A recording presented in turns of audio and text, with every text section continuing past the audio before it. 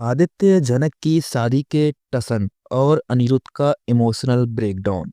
क्या ये प्यार की कहानी यहीं खत्म हो जाएगी? दोस्तों, बॉस हाउस की कहानी हर नए मोड़ पर और दिलचस्प होती जा रही है। इस बार शो में ऐसा ट्विस्ट आया जिसने अनिरुद्ध और जनक की जिंदगी को पूरी तरह बदल कर रख दिया। आदित्य और जनक की शादी का ऐलान, अनिरुद्ध का पैनिक अटैक और सृष्टि के साथ जुड़े नए राज, ये तो हमें चौंका देने वाला मोमेंट हो गया है दोस्तों।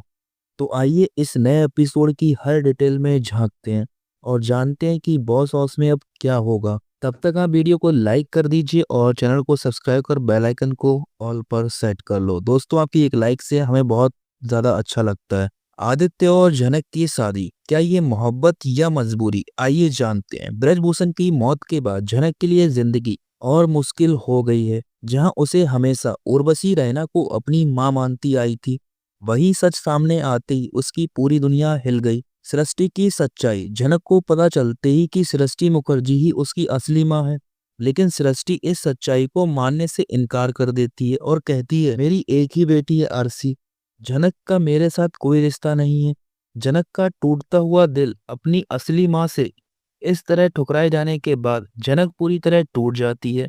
ऐसे में आदित्य, जो हमेशा जनक का साथ देने का वादा करता है, उसे सहारा देने के लिए आगे आता है। और इसी के साथ ब्रजभूषण की मौत, इतना इमोशनल अत्याचार होने के बाद जब आदित्य वापस आया है तो वो कहता है, जनक तुमने दुनिया के लिए सब कुछ किया, अब वक्त आ गया है कि तुम अपनी खुशी के लिए जियो, मैं तुम्हारे साथ हूँ।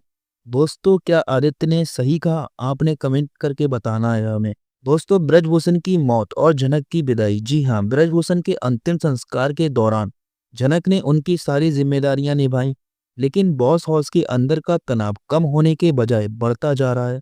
आदित्य ने परिवार और जनक दोनों को चौंकाते हुए ऐलान किया, मैं और जनक मुंबई में शादी करेंगे और वहीं सेटल होंगे। दोस्तों, अनिरुद्ध का गुस्सा और टूटी हुई उम्मीदें। जी हाँ, जनक का आदित्य के साथ जाने का फैसला सुनकर अनिरुद्ध बुरी तरह टूट जाता है।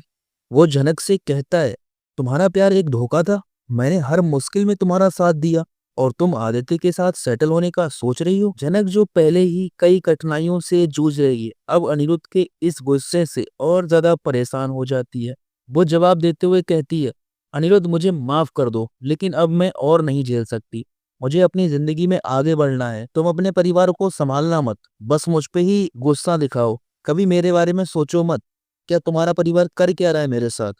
दोस्तों, अनिरुद्ध का गुस्सा और जनक का गुस्सा, दोनों का निराशा धीरे धीरे एक गंभीर पैनिक अटैक में बदल जाता है। आदित्य और जनक की शादी की खबर से बॉस हाउस में एक बार फिर तनाव बढ़ गया है। अरसी, जो अनिरुद्ध को पाने की हर कोशिश कर रही थी, अब आदित्य और जनक की शादी में रोड़े डालने की प्लानिंग कर रही है, क्योंकि वो सोचती है अगर जनक और आदित्य की शादी हुई तो बॉस हाउस हमेशा के लिए बिखर जाएगा। क्यों? क्योंकि बॉस हाउस हमेशा पैसों के लिए चाहिए होता है। वो चाहती है जनक ऐसे ही रहे, ना ही वो आदित्य की हो ना ही वो अनिरुद्ध की हो। दोस्तों, ये तो बिल्कुल गलत बात है ना, आपको क्या लगता है? दूसरी तरफ वहीं विनायक अब तक परिवार को एकजुट रखने की कोशिश में लगा हुआ है।